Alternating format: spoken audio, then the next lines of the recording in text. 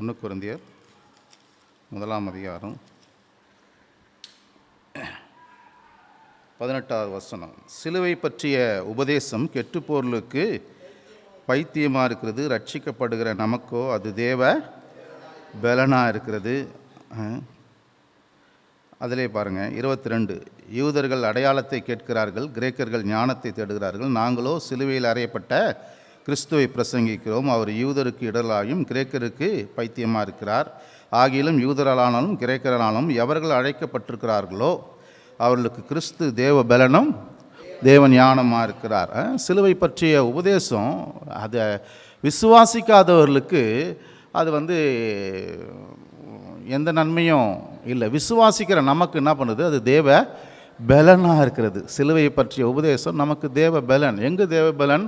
நம்ம உள்ளத்துக்கு அது பலனை கொடுக்கிறது, மனதுக்கு பலனை கொடுக்கிறது, நம்முடைய சரீரத்துக்கு பலனை கொடுக்கிறது, நம்ம குடும்ப வாழ்க்கைக்கு, நம்முடைய வேலைக்கு, நம்முடைய படிப்புக்கு, எல்லா காரியத்துக்கும் சிலுவையை பற்றிய உபதேசம் அதை நம்ம விசுவாசிக்கிறது மூலியமாக, சிலுவையில் நடந்த காரியத்தை விசுவாசிக்கிறதுமா அது எல்லா விதத்திலும் நமக்கு பலனை தருகிறது என்பது அப்போஸ்தலன் பவுல் சொல்கிறார் பாருங்கள். அது மட்டும் இல்லை, சிலுவையின் உபதேசத்தின் மூலியமாக தேவ பலன் மட்டும் இல்லை, தேவ ஞானம் நம்முடைய வாழ்க்கையில் உண்டாகுது. ஆமென்.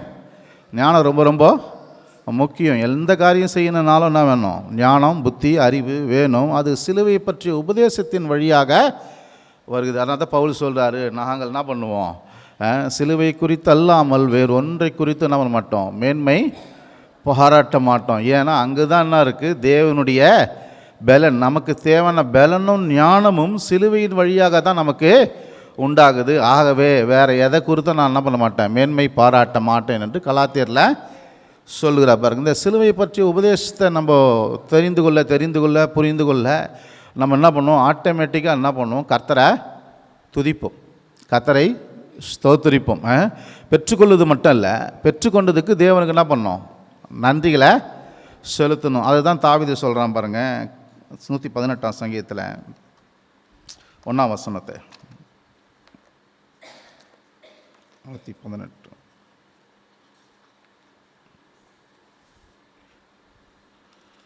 118:1 கர்த்தரை துதியுங்கள், அவர் நல்லவர், அவர் கிருபை என்றும் உள்ளது. எல்லாம் சொல்லுங்கள், கர்த்தரை துதியுங்கள், அவர் நல்லவர், அவர் கிருபை என்றும் உள்ளது. அப்போ பார்த்தீங்கன்னா சிலுவை பற்றிய உபதேசம் நம்ம வாழ்க்கையில் ஆசீர்வாதத்தை கொண்டு வருது மட்டும் இல்லை, அதன் விளைவாக நம்ம என்ன பண்ணணும்? தேவனுக்கு நன்றியை சொல்லணும். அவர் நல்ல சிலுவையை பற்றிய உபதேசத்தை அறிய என்ன பண்ணுவோம்? தேவனை துதிக்க ஆரம்பிப்போம், நன்றி சொல்ல ஆரம்பிப்போம். கர்த்தரை துதியுங்கள், அவர் நல்லவர், அவர் கிருபை என்றும் உள்ளது. பார்த்தீங்கன்னா நான் எப்படி சொல்கிறேன் பாருங்கள். அவர் நல்லவர். சிலுவையின் வழியாக நீங்கள் நல்லவர் என்பது கண்டுபிடிக்கும் போது அவரை துதிப்பீர்கள். துதியுங்கள், அவர் நல்லவர்னு சொல்லுது. நான் சொல்கிறேன், அவர் சிலுவையின் உபதேசத்தின் மூலியமாக அவர் நல்லவர் என்பது ஒரு மனுஷன் புரிந்து கொள்ளும் போது அவரை துதிக்காமல் இருக்க முடியாது. அவன் எப்படி பண்ணுவான்? முழு இருதயத்தோடு, முழு ஆத்மாவோடு, முழு பலத்தோடு அவர் என்ன பண்ணுவான்? துதிப்பான், அவருக்காக வாழ்வான். ஹல்லேலூயா. அப்போது அந்த சிலுவையின் உபதேசத்தின் வழியாக நம்ம தேவனை துதிக்கிறவர்களாக நம்ம வாழ முடியும். அப்போ இப்படிப்பட்ட மக்களை ஆலயத்துக்கு வந்துருங்க, நேரத்தோடு வந்துருங்க, கையை தட்டுங்க, வாயை தரங்க, கையை உயர்த்துங்க, முழங்கால் படியிடுங்க, ஸ்தோத்திரம் பண்ணுங்க, இப்படி சொல்லியிருக்க வேண்டிய அவசியமே இல்லை. அவன் இந்த உபதேசத்தை சிலுவையின் வழியாக எனக்கு ஒரு பலன் உண்டாகுது, சிலுவையின் வழியாக எனக்கு தெய்வீக ஞானம் கிடைக்கிறது, இதெல்லாம் புரிந்து கொள்ள அவனே ஆட்டோமேட்டிக்காக என்ன பண்ணுவான்? அவரை துதிக்க ஆரம்பிப்பான், ஸ்தோத்திரிக்க ஆரம்பிப்பான். அதுதான் இது ரொம்ப முக்கியமான காரியம். நிறைய இடங்களில் பார்த்தீங்கன்னா அது சொல்ல வேண்டியதாகுது. கையை தட்டுவோம், வாயை திறப்போம், கையை உயர்த்துவோம், ஆராதனை செய்வோம். நல்லது சொல்லலாம். ஆனால் கர்த்தர் நல்லவர் என்பதை புரிந்து கொள்கிற மனுஷன் அவன் ஆட்டோமேட்டிக்காக என்ன பண்ணுவான்?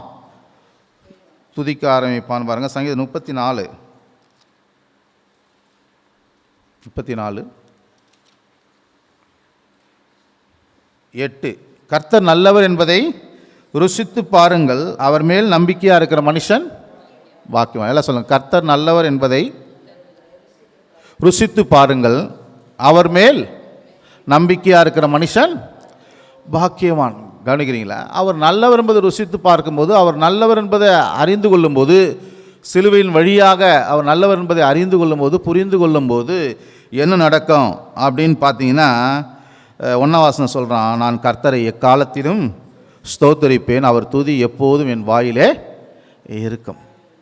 புரியுதுங்களா? அவர் நல்லவர் என்பது புரிந்து கொள்ளும் போது தாவீது சொல்கிறான், நான் எக்காலத்திலும் அவரை ஸ்தோத்தரிப்பேன், எப்போதுமே அவருடைய துதி என் வாயில் இருக்கும். அப்போது இதுதான் அவரை புரிந்து கொள்ள சிலுவையை புரிந்து கொள்ள அவர் நல்லவர் என்பதை புரிந்து கொள்ள நம்ம எக்காலத்தில் அவரை ஸ்தோத்தரிப்போம். காலையிலையும் ஸ்தோத்தரிப்போம், மதியமும் ஸ்தோத்தரிப்போம், மாலையிலையும் ஸ்தோத்தரிப்போம், இரவிலையும் ஸ்தோத்தரிப்போம், நடு ஜாமத்துலேயும் ஸ்தோத்தரிப்போம். 40 நாள் இந்த மாதிரி கூட்டம் வச்சாலும் ஸ்தோத்தரிப்போம். ஸ்பெஷல் மீட்டிங் எது வச்சாலும் ஸ்தோத்தரிப்போம். ஆலயத்துக்கு வாங்கன்னு சொல்ல வேண்டியதில்லை, கையை தட்டுங்கன்னு சொல்ல வேண்டியதில்லை, ஆராதிங்கன்னு சொல்ல வேண்டியதில்லை, எதுவுமே சொல்ல தேவையில்லை. அவர் புரிந்த மக்கள் அதற்கேற்றது மாதிரி என்ன பண்ணுவாங்க, காரியங்களை செய்வார்கள், அவருக்கு நன்றிகளை செலுத்துவார்கள், அவரை ஆராதித்து அவருக்காக வாழ்வார்கள். எத்தனை பேர் கர்த்தருக்காக வாழ்கிறீங்க? ஆமாம். ஆமாம், இந்த பூமியில் எதுக்காக வாழறதுக்கு ஆள் இருக்குது, எதுக்கெல்லாம் வாழ்கிறாங்க. ஆனால் கர்த்தருக்காக வாழறதுக்கு தான் ஆள் இல்லை. கர்த்தருக்காக வாழும்போது தான் கர்த்தர் நாம மகிமை படம். அதன் வழியாகவே என்ன பண்ணுவாங்க, ஜனங்கள் திருச்சபைகளுக்கு வருவார்கள், கிறிஸ்துவ அண்டைக்கு வருவார்கள். அப்போது இந்த புரிதல் ரொம்ப முக்கியம். சிலுவையின் உபதேசத்தை புரிந்து கொள்ளும்போது, அவர் நல்லவர் என்பதை புரிந்து கொள்ளும்போது ஆட்டோமேட்டிக்காக ஆராதனை நம்ம வாழ்க்கையில் உண்டாகும். அவருக்காக வாழ ஆரம்பிப்போம். அவருக்கென்று பல காரியங்களை என்ன பண்ணுவோம், செய்ய ஆரம்பிப்போம். கர்த்தரை பார்த்தீங்கன்னா எக்காலத்தில் ஸ்தோத்திரிப்பேன் அப்படின்றான். சில நேரத்தில் சூழ்நிலை ஒரு மோசமாக இருந்தாலும் கர்த்தரை தேடணும், கர்த்தரை ஸ்தோத்திரிக்கணும், கர்த்தருக்காக வாழணும். சில நேரத்தில் தேவைகள் நிறைய இருக்கும், பிரச்சனைகள் இருக்கும். அந்த நேரத்தில் என்ன பண்ணணும், கர்த்தரை ஸ்தோத்திரிக்கணும், துதிக்கணும், ஆராதிக்கணும், அவருக்காக வாழ வேண்டும். சில நேரத்தில் பார்த்திங்கன்னா காரியங்கள் நல்லா போகும்போது நம்ம என்ன பண்ணுவோம், கோயிலுக்கு வருவோம், ஸ்தோத்திரிப்போம், கொடுப்போம், எல்லாம். சில நேரத்தில் காரியங்கள் சரியில்லாமல் இருக்கும், பிரச்சனை இருக்கும், தேவைகள் இருக்கும், சூழல்கள் மோசமாக எதிர்ப்பதமாக இருக்கும். அப்பயும் நம்ம என்ன பண்ணுறோம், அவருக்காக வாழணும், துதிக்கணும், ஸ்தோத்திரிக்கணும், எல்லாம் செய்யணும். அது யார் செய்வான்னா, அந்த சிலுவையின் உபதேசத்தை புரிந்த மக்கள், அவர் நல்லவர் என்பதை புரிந்த மக்கள் தான் எல்லா காலத்திலையும் அவர் என்ன பண்ணுவாங்க, ஸ்தோத்திரிப்பாங்க. பவுல சீலாவை எடுத்துங்களேன், எப்போ ஜெபம் பண்ணாங்க, நடு ராத்திரியில். அது மட்டும் இல்லை, அநேக அடிகள் வாங்கினாங்களாம். அடிகள் வாங்கி அவமானப்படுத்தப்பட்டு, சட்டையெல்லாம் அவங்க வஸ்திரம்லாம் கிழிக்கப்பட்டு, அவமான பேச்சுகள் வாங்கப்பட்ட நிலையிலும் ஜெபம் பண்ணி துதித்து தேவனை ஆராதிக்கிறார்கள்னா அங்கே ஒரு புரிதல் இருக்குது. சிலுவையில் நடந்த காரியங்களை குறித்த புரிதல், கர்த்தர் நல்லவர் என்ற அந்த புரிதல் இருந்தால்தான் சூழ்நிலை, அதாவது பிரச்சனைகள் மத்தியிலையும் என்ன பண்ண முடியும், அவருக்காக வாழ முடியும், ஜெபிக்க முடியும், துதிக்க முடியும். இன்றைக்கி பார்த்தீங்கன்னா காரியங்கள் கரெக்டாக போனால் தான் கோயிலுக்கே வருவாங்க. கொஞ்சம் ஏதாவது பிரச்சனைனா சர்ச்சுக்கே வரமாட்டாங்க, பாட்டு வராது, ஆராதனை வராது. அப்படி இல்லை, எல்லா சூழ்நிலையிலும் கர்த்தரை நான் எக்காலத்திலும் ஸ்தோத்திரிப்பேன், எப்போதும் அவர் துதி என் வாயில் இருக்கும். யோசபாத்துக்கு விரோதமாக 3 ராஜாக்கள் வந்தாங்க. எப்படி இருக்கும் பாருங்கள், ஒரு மனுஷனுக்கு விரோதமாக 3 படை எடுத்து வர சமயத்துலேயும் அவங்க சொல்கிறான், 2 நாளாகமம் 20ஆம் அதிகாரத்தில் அவன் பாடகரை நிறுத்தினானான். ஆமாம், கர்த்தரை துதியுங்கள், அவர் நல்லவர், அவர் கிருபை என்றும் உள்ளது என்று அந்த அப்படிப்பட்ட பாட்டை பாடுறதுக்கு பாடகரை நிறுத்தி பாட செய்யும் போது தான் அங்கே அற்புதம் நடக்குது. ஆனால் சூழ்நிலை எப்படி இருக்குது, மோசமான சூழ்நிலை. அவனுக்கு விரோதமாக 3 ராஜாக்கள் படையெடுத்து வராங்க. அப்போ நம்ம வாழ்க்கையில் சில எதிரிகள்லாம் வரதான் செய்வாங்க. அந்த நேரத்துலையும் கர்த்தரை விற்றக்கூடாது. அவரை துதிக்கிறதையும் ஜெபிக்கிறதையும் ஆலயத்துக்கு வருதையும் நம்முடைய விசுவாசத்தையும் எந்த நேரத்திலும் விற்றக்கூடாது. அப்போ தான் அற்புதங்களை காண முடியும். அப்போ அந்த புரிதல் ரொம்ப முக்கியம். ஆமென், அல்லேலூயா. இயேசு பார்த்தீங்கன்னா 5000 பேர் சாப்பாட்டுக்காக வெயிட் பண்ணிருக்கிறாங்க வனாந்தரத்தில். சீசர்லாம் சொல்லிட்டாங்க, அனுப்பிடுங்க, வனாந்தரமான இடம், நேரம் ஆயிடுச்சு, நம்மக்கிட்ட இருக்குது 5 அப்பம் 2 மீன், இதை வச்சு எப்படி 5000 பேருக்கு கொடுக்கும். அப்போ ஆண்டவர் சொல்கிறாரு, நீங்களே போஜனம் கொடுங்கள் அப்படின்றார். வனாந்தரத்தில் நேரமும் ஆயிடுச்சு, கையில் கொஞ்சம் தாங்குது, நீங்களே கொடுங்கள். அது பார்த்தீங்கன்னா அந்த அப்பத்தை எடுத்து முதல்ல என்ன பண்ணுறாரு, ஸ்தோத்திரம்ன்றார். என்னது ஸ்தோத்திரம்? பாருங்கள், தேவை நிறைய இருக்குது. தேவைகள் 5000 பேருக்கு உணவு கொடுக்கணுங்க. 5000 பேருக்கு உணவு கொடுக்கணும். அந்த நேரத்துலையும் அவர் என்ன பண்ணுறாரு, பிதாவை ஆராதிக்கிறார், பிதாவை ஸ்தோத்திரிக்க. அந்த மனப்பக்குவம் தான் வரணும். அந்த மனப்பக்குவம் வந்துடுச்சாலே வெற்றி தான். எல்லா சூழ்நிலையிலும் தேவைகள், பிரச்சனைகள், நெருக்கங்கள் மத்தியிலையும் நான் கத்தருக்காக வாழ்வேன், நான் கத்தரை தேடுவேன், கத்தரை நேசிப்பேன் அப்படின்னு மொத்தம் அற்புதம் நடக்க ஆரம்பிக்கும். ஆமென். அந்த 6ஆம் அதிகாரம் யோவானில் எடுங்களேன் பார்க்கலாம். இயேசு எப்படி பண்ணுறாரு பாருங்கள். அந்த 6ஆம் அதிகாரம் யோவான்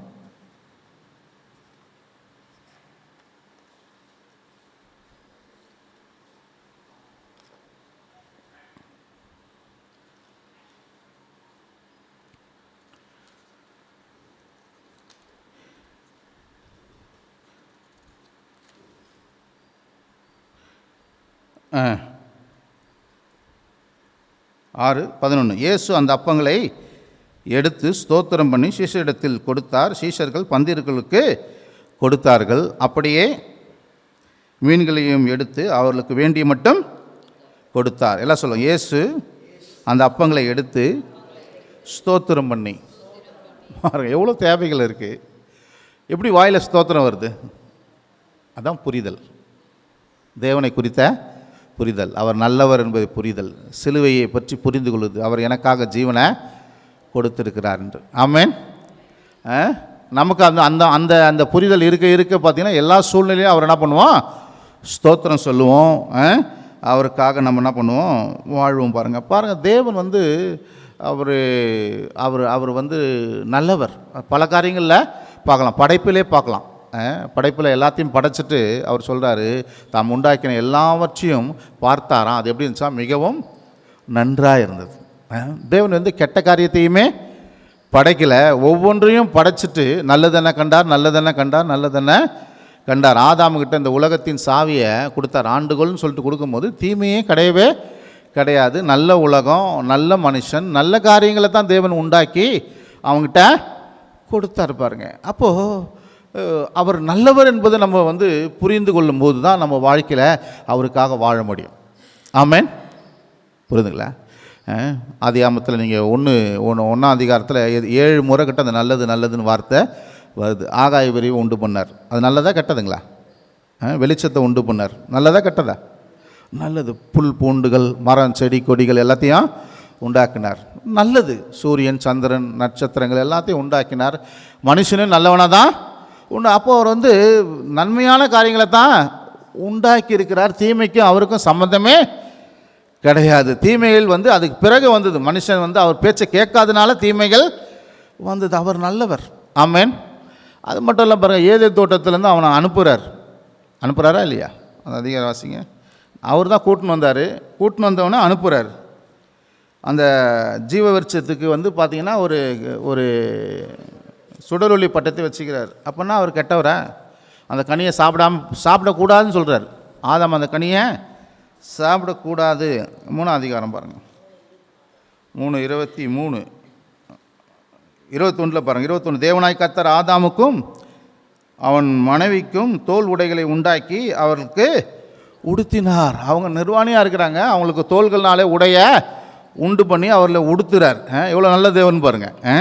அதுக்கப்புறம் சொல்கிறார், பின்பு தேவனாய் கர்த்தர், இதோ மனுஷன் நன்மை தீமை அறியத்தக்க நம்மில் ஒருவனைப் போல ஆனால் இப்போதும் அவன் தன் கையை நீட்டி ஜீவ விருட்சத்தின் கனியை பறித்து புசித்து என்றைக்கும் உயிரோடு இராதபடி செய்ய வேண்டும் என்று அவன் எடுக்கப்பட்ட மண்ணை பண்படுத்த தேவனாய் கர்த்தர் அவனை ஏதேன் தோட்டத்திலிருந்து அனுப்பிவிட்டார். அவர் மனுஷனை துரத்தி விட்டார். அனுப்பிவிட்டார், துரத்தி விட்டார். ஜீவ விருட்சத்துக்கு போகும் வழியை காவல் செய்ய ஏதேன் தோட்டத்துக்கும் கிழக்கே கேரும்புகளை வீசிக்கொண்டிருக்க சுடரொளி பட்டயத்தை வைத்தார். அவர் தான் கொண்டு வந்தார். இப்போ தான் அவர் தான் திறத்துறாரு.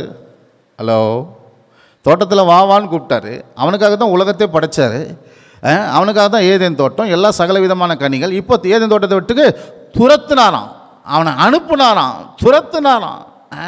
இல்லைங்க, இப்படி பண்ணுறாரு. அதுவும் அவன் நல்லதுக்கு தான். ஆமென்.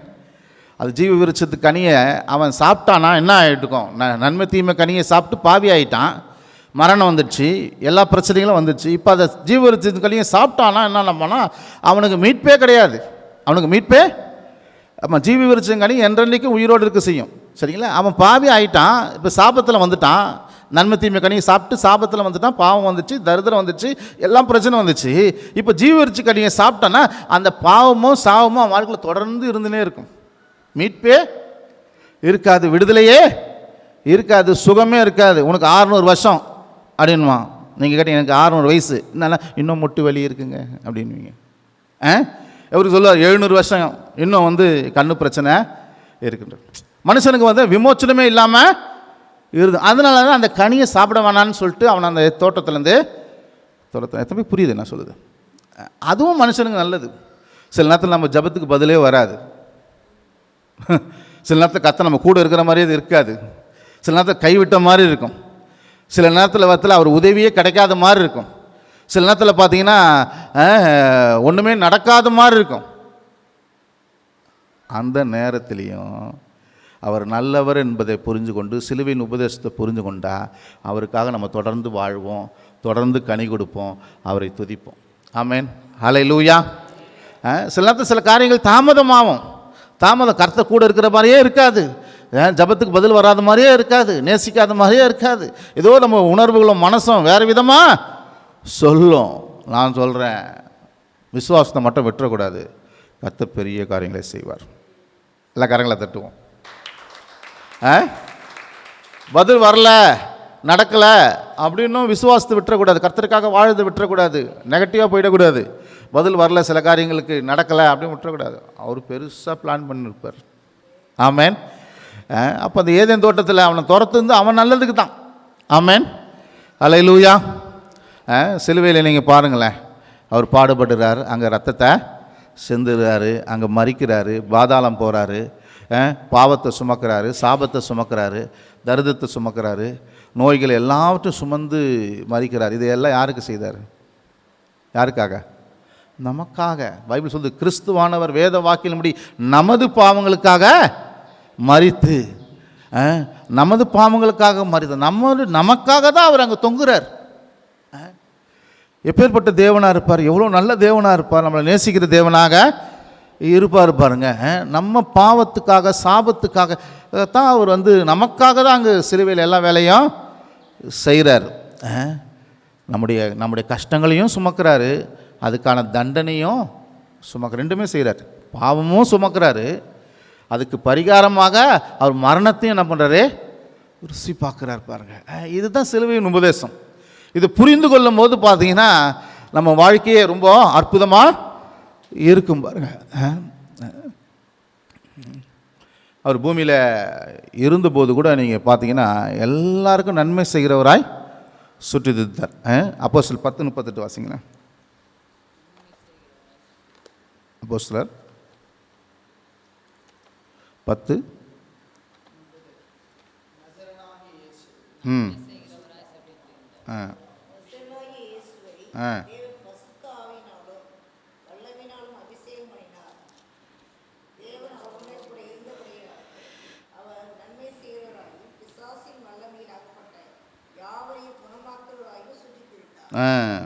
பேதுரு எழுதுகிறார் பாருங்க, சொல்கிறார், நசரனாய் இயேசுவை தேவன் பரிசுத்த ஆவியினாலும் வல்லமையினாலும் அபிஷேகம் பண்ணினார். தேவன் அவரோடு கூட இருந்தபடியினால் அவர் நன்மை செய்கிறவராயும் பிசாசின் வல்லமையினால் அகப்பட்ட யாவரையும் குணமாக்குறவராயும் சுற்றி திரிந்தார். இயேசு கிறிஸ்து 33 வருஷம் என்ன செய்தார்? பூமிக்கு என்ன செய்தார்? பேதுரு ஒரே வார்த்தை சொல்றார், அவர் நன்மை செய்கிறவராய் சுற்றி திரிந்தார். ஆமென். குருடருக்கு பார்வை கொடுத்தார், செவிடனை கேட்க வச்சார், ஊமைகளை பேச வச்சார், சப்பானையை நடக்க வச்சார், குஷ்டரோகியை சுகமாக்கினார், மரித்தோரை எழுப்பினார், தண்ணீரை திராட்சரசமாக மாற்றினார், 5 அப்பா 2 மீனை கொண்டு 5000 பேருக்கு கொடுத்தாரு, காற்றையும் கடையில் அமைதிப்படுத்தினார், ஏராளமான நன்மைகளை செஞ்சார். ஒருத்தர் கூட அவர் தீமை செய்யவே இல்லை. ஆமென், ஹல்லேலூயா. அவர் நல்லவர். அவர் யாரு? நல்லவர். அந்த பூமியில் இருந்த மாதிரி எல்லாருக்கும் நன்மையில் செய்த, ஒருத்தர் கூட தீமையை அவர் செய்யவே இல்லை பாருங்க. யோவானும் யாக்கோபும் சொல்கிறாங்க, அந்த சமரியா பட்டணத்துக்கு வரும்போது அந்த ஊரார் சமரியார் இயேசுவையும் சீசரையும் ஏற்றுக்கொள்ள உடனே சொல்கிறாங்க, எலியா செய்தது போல் நம்ம வானத்திலேருந்து அக்னியை கொண்டு இந்த ஊரை அழிச்சிடலாமான்னு கேட்குறாங்க. அப்போ ஆண்டவர் சொல்ல, நீங்கள் என்ன ஆவி உடையவர்கள், மனுஷகுமாரன் மனுஷனுடைய ஜீவனை அழிக்கிறதுக்கு வரல, எதுக்கு வந்திருக்கேன்? ரட்சிக்கிறதுக்கே வந்திருக்கிறேன். நான் அழிக்கிற ஆள் கிடையாது, நான் மக்களை அழிவிலேருந்து காப்பாற்றக்கூடிய ஒரு நபர் என்பதை என்ன பண்ணுறாரு, அங்கே யாக்கோபுக்கும் யோவானுக்கும் என்ன பண்ணுறாரு, உணர்த்துகிறார். அவர் யாருக்குமே தீமை செய்கிறவர் கிடையவே கிடையாது. தீமையிலேருந்து நம்மளை என்ன பண்ணுறாரு, மீட்கிறவராய் ரட்சிக்கிறவராய் இருக்கிறார். அவர் பூமியில் இருந்த நாட்களிலும் அப்படி தான், சிலுவையிலும் நமக்கு என்ன பண்ணுறாரு, நன்மைகளை தான் செஞ்சுருக்கிறார் பாருங்க. அது மட்டும் இல்லாமல் இந்த மீட்பின் மூலியமாக நமக்கு கொடுக்கப்பட்ட நன்மைகளை நம்ம தியானம் பண்ண பார்த்தீங்கன்னா வச்சுங்களேன், அதை புரிந்து கொண்டோம்னா அவருக்காக வாழ்வோம், அவருக்காக ஊழியம் செய்வோம், அவருக்காக கொடுப்போம், அவரை துதிக்க ஆரம்பிப்போம். மீட்பில் நடந்த காரியங்கள் என்ன? அவரை இயேசுவை, அவர் பாவத்தை சுமந்துட்டார், சாபத்தை சுமந்துட்டார், மறிச்சிட்டார், உயிர்த்தெழுந்தார். இப்போ நான் அந்த இயேசுவை விசுவாசிக்கிறோம். அவர் தான் என் ஆண்டவர். சொல்லுங்கள், இயேசுவே என் ஆண்டவர், அவரே என் இரட்சகர், எனக்காக அவரே மரித்து 3ஆம் நாள் உயிர்த்தெழுந்தார் என்பதை நான் விசுவாசிக்கிறேன். அப்படி விசுவாசிக்கும் போது என்ன நடக்குதுன்னா, மீட்பு உண்டாகுது, ரட்சிப்பு உண்டாகுது, பாவ மன்னிப்பு உண்டாகுது. நம்ம என்ன ஆகிறோம்? கடவுள் பிள்ளைகளாக மாறுகிறோம். கடவுள் பிள்ளைகளாக மாறுகிறோம், கடவுளுடைய ஆலயமாக மாறுகிறோம், புது சிருஷ்டியாக மாறுகிறோம், நீதிமானாய் மாறுகிறோம். இருளிலேருந்து நம்ம என்ன பண்ணுறோம்? வெளிச்சத்துக்குள்ளே வாரோம். எத்தனை பேர் இது புரிந்து கொள்கிறாங்க தெரியல, விசுவாசிகள். பழைய ஆள் கிடையாது. நீங்கள் கிறிஸ்துவை ஏற்றுக்கொண்டதுனால நீங்கள் பழைய ஆள் கிடையாது. பழையவைகள் எல்லாம் என்ன பண்ணுது? எல்லாம் ஒழிந்து போயிடுச்சு. நீங்கள் இப்போ யார்? கிறிஸ்து இயேசுவுக்குள் புது சிருஷ்டி. புரியுதுங்களா? அவர் புதுசாக மாற்றிருக்கிறார். அவரை ஏற்றுக்கொண்டு ஞானஸ்தானம் நீங்கள் பெற்றதின் விளைவாக நீங்கள் தேவனுடைய பிள்ளைகளாக இருக்கிறீங்க. அப்படி தானே? தேவனுடைய பிள்ளை தானே நீங்கள்?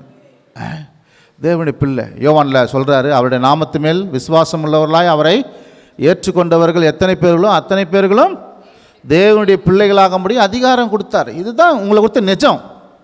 சரிங்களா? மற்றவங்க என்ன சொல்கிறாங்கன்னு கிடையாது. நீங்கள் தேவனுடைய பிள்ளை. நீங்கள் யார்? தேவனுடைய பிள்ளை, தேவனுடைய ஆலயம். 1 கொரிந்தியரில் சொல்கிறாரு, நீங்களே தேவனுடைய ஆலயமாய் இருக்கிறீர்கள், தேவ ஆவி உங்களில் வாசமாக இருக்கிறார் என்று அறியாது இருக்கிறீங்களான்றார். நீங்கள் தேவனுடைய ஆலயம், ஆவியானவர் உங்களுக்குள்ள வாசம் பண்ணுறார். நீங்கள் ஃபீல் பண்ணுறீங்களா? எங்கே போனாலும் எங்கே இருந்தாலும் நான் தேவனுடைய பிள்ளை, நான் தேவனுடைய ஆலயம், நான் மீட்கப்பட்டவன், பாவம் மன்னிக்கப்பட்டவன், நான் ரட்சிக்கப்பட்டவன். நான் பழைய ஆள் கிடையாது. உலகத்தில் இருக்கிற மக்களை போல் நான் கிடையாது. உலகத்தில் இருக்கிற மக்களுக்கும் உங்களுக்கும் ஏணி வச்சாலும் எட்டாது. ஆமேன். சரிங்களா? முகம் பார்த்தீங்கன்னா ஒரே முகமாக தான் இருக்கும், முகம் வித்தியாசமாக இருக்கும், உடல் உறுப்புகளெல்லாம் ஒரே மாதிரி இருக்கும். ஆனால் உள்ளம் உங்களுக்கு மாறிடுச்சு. இயேசுநாதரை என்னைக்கு ஏற்று ஞானஸ்தானம் பண்ணுறீங்க, உங்கள் உள்ளம், நீங்கள் பிள்ளை, தேவனுடைய பிள்ளை, தேவனுடைய ஆலயம், நீங்கள் புது மனிதன், பழைய ஆள் கிடையாது. பழைய மனுஷன் எங்கே போயிட்டார்? பழைய மனுஷன் எங்கே? சிலுவையில் அறையப்பட்டோம். இயேசுவோடு கூட நம்ம பழைய மனுஷன் சிலுவையில் அறையப்பட்டு அங்கே மறிச்சிட்டான். இப்போ இருக்கிற ஆள் புது ஆள், நீங்கள் புது சிருஷ்டி. பழையவைகள் ஒழிந்து போன, பழைய பேச்சே பேசக்கூடாது, பழைய காரியங்களே சிந்திக்க கூடாது, பழைய வாழ்க்கையின்படி வாழக்கூடாது. பழைய மனுஷன் சிலுவையில் அறையப்பட்டான். நீங்கள் புது சிருஷ்டி. இப்போ கிறிஸ்துவுக்குள்ளே புது, இதெல்லாம் சிந்திக்கணும் பாருங்கள். அவர் மாற்றிட்டாரு, நம்ம என்ன பண்ணோம்? சிந்திக்கணும், சிந்தனையை மாற்றணும், புரிதல் வரணும். நான் புது மனுஷன், நான் தேவனுடைய பிள்ளை, நான் தேவனுடைய ஆலயம், நான் நீதிமான். முதல்ல எப்படி இருந்தீங்க? பாவி. இப்போ யாரு? நீதிமான். அல்லேலூயா. உள்ளத்தில் நீதிமானா ஆக்கப்பட்ட, முதல்ல சபிக்கப்பட்ட ஜனங்கள். நம்ம இப்போ யாரு? ஆசீர்வதிக்கப்பட்ட மக்கள். இந்த புரிதல் வேணும். இந்த புரிதல் இருந்தால்தான் நம்ம கர்த்தரை துதிக்க முடியும், கர்த்தருக்காக வாழ முடியும், கர்த்தருக்கு ஊழியம் செய்ய முடியும். புரிதல் இல்லைன்னா, சிலுவையில் நடந்தது விளைவாக நான் என்னவா மாற்றப்பட்டிருக்கிறேன், இந்த புரிதல் உண்டாகலைன்னா நம்ம என்ன பண்ண முடியாது? கர்த்தருக்காக வாழ முடியும். புரிதல் உண்டாகிறவங்க தான் வாழ முடியும், எல்லா சூழ்நிலையிலையும் நிலைச்சு நிற்க முடியும். நம்ம நீதிமானாக இருக்கிறோம், ஆசீர்வதிக்கப்பட்டவர்களாக இருக்கிறோம். நம்ம இருள் கிடையாது. நீங்கள் யார்? வெளிச்சம். பைபிள் சொல்லுது, நீங்கள் வெளிச்சத்தின் பிள்ளைகள். இருளின் அதிகாரத்திலேருந்து அவர் என்ன பண்ணுறார்? நம்மளை விடுதலையாக்கிட்டார். இருள் உங்கள் வாழ்க்கையில் இல்லை. இப்போ நீங்கள் எங்கே இருக்கிறீங்க? அன்பின் குமாரனுடைய ராஜ்யத்துக்குள்ளே இருக்கிறீங்க. பிதாவுடைய ராஜ்யம், கிறிஸ்துவ ராஜ்யத்துக்குள்ளே இருக்கிறீங்க. இருளில் நீங்கள் கிடையவே கிடையாது. ஆமென். இந்த சத்தியங்கள்லாம் நம்ம மீட்பின் மூலியமாக உண்டான சத்தியங்களை நம்ம தியானம் பண்ண புரிந்து கொள்ள போது நம்ம கிறிஸ்தவ வாழ்க்கை நல்லா இருக்கும். நம்மளுடைய விசுவாசம் நல்லா இருக்கும். விசுவாசம் வந்து ஸ்டேபிளாக இருக்கும், நிலைச்சு நிற்கும். அப்படிப்பட்ட மக்கள் தான் என்ன பண்ண முடியும்? கர்த்தரை ஆராதிக்க முடியும். தாவீது சொல்கிறான் பாருங்கள், கர்த்தரை துதியுங்கள், அவர் நல்லவர், அவர் கிருபை என்றும் உள்ளது. இன்னும் துதிக்கிறது பார்த்தா கடவுளுடைய கிருபை இருக்கின்ற தாவீது சொல்லுங்கள், என் மேலே தேவனுடைய கிருபை என்றென்றைக்கும் இருக்கிறது. நீங்கள் கிருபை பெற்றவங்க. நீங்கள் யாரே? ஏன் துதிக்கணும்? ஒன்று அவர் நல்லவர், அவை துதி. இன்னொன்றுனா கிருபை இருக்குது. என்னது? கிருபை உங்கள் வாழ்க்கையில் இருக்குது. ஆகவே அவர் என்ன பண்ணணும்? துதிக்கணும். கிருபை இருக்கிறது என்பது அந்த உணர்வு நமக்குள்ள உண்டாகணும். நோவா அவ்வளோ பேர் அழிஞ்சாங்க, நோவா குடும்பம் மட்டும் ஏன் காக்கப்பட்டது? கிருபை அவனுக்கு நோவாவுக்கோ தேவனுடைய கண்களில் கிருபைச்சு. இப்போ கிருபை இருக்கிறதுனால தான் உங்களுக்கு பாதுகாப்பு.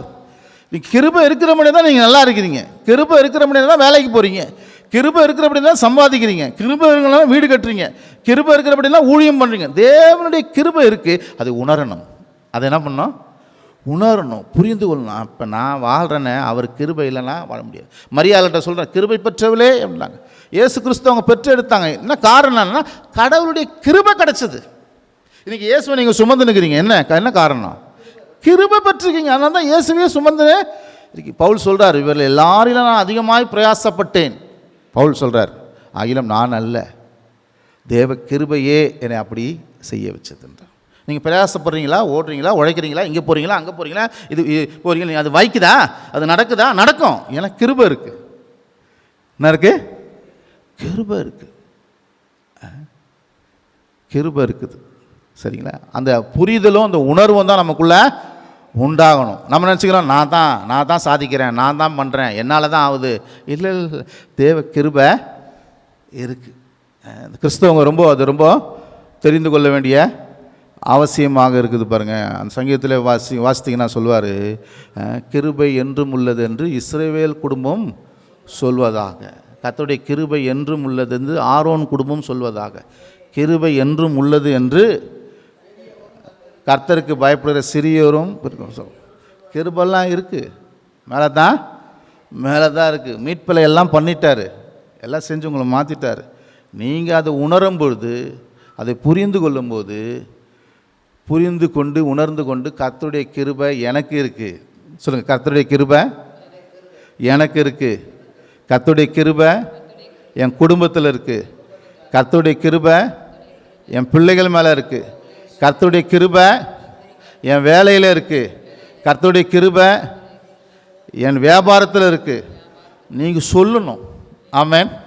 எல்லாம் நடந்துச்சு, புரிஞ்சிச்சு, எல்லாம் நடந்து புரிஞ்சு எல்லாம் புரிஞ்சுட்டிங்க. இப்போ வாயை திறந்தே சொல்லணும். ஆமென். நிறைய கிறிஸ்தவ வாழ்க்கையில் சொல்லுதே கிடையாது, பேசுதே கிடையாது. அதனால தான் சில நேரத்தில் சும்மா ட்ரபுளாக போயிட்டு இருக்குது. நீங்கள் சொல்லி பாருங்கள், கர்த்தருடைய கிருபை என் மேலே இருக்குது. ஆபிரகாம் சொல்கிறான் பாரு, தேவன் பார்த்து கொள்வார். சொல்லுங்கள், தேவன் பார்த்து கொள்வார். சொல்லுங்கள், தேவன் பார்த்து கொள்வார். சொல்லுங்கள், தேவன் பார்த்து கொள்வார். கிருபை மேலே இருக்குது. உங்கள் வாய் கரெக்டாக இருக்கணும். உங்கள் வாயை எப்படி சொல்லணும்? அவர் பார்த்து கொள்வாருங்க, அவர் நடத்துவாருங்க, அவர் என்னை நீர்ப்பாய்ச்சலான தோட்டத்தை போல வைப்பாருங்க, அவர் என்னை வற்றாத நீரூற்று போல வைப்பாருங்க, நானும் என் குடும்பமும் நல்லா இருப்பேன். இப்போ உங்கள் வாயின் வார்த்தை ரொம்ப முக்கியம். ஆமென். கர்த்தர் உங்களை ஆசீர்வதிப்பாராக. ஆமென். எல்லாம் எழுந்திருப்போமா?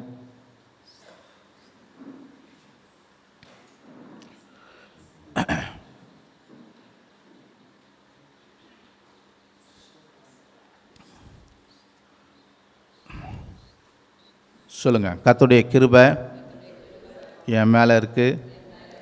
ஆகவே நான் நன்றாக இருப்பேன், சுகத்தோடு இருப்பேன், பலத்தோடு இருப்பேன், ஆரோக்கியத்தோடு இருப்பேன், செல்வ செழிப்பாய் வாழ்வேன், கர்த்தருக்காக வாழ்வேன், கர்த்தரை துதிப்பேன், கர்த்தருக்கு கொடுப்பேன், கர்த்தருடைய ஊழியத்தை செய்வேன். கர்த்தருடைய கிருபை அளவில்லாமல் என் மேலே இருக்குது.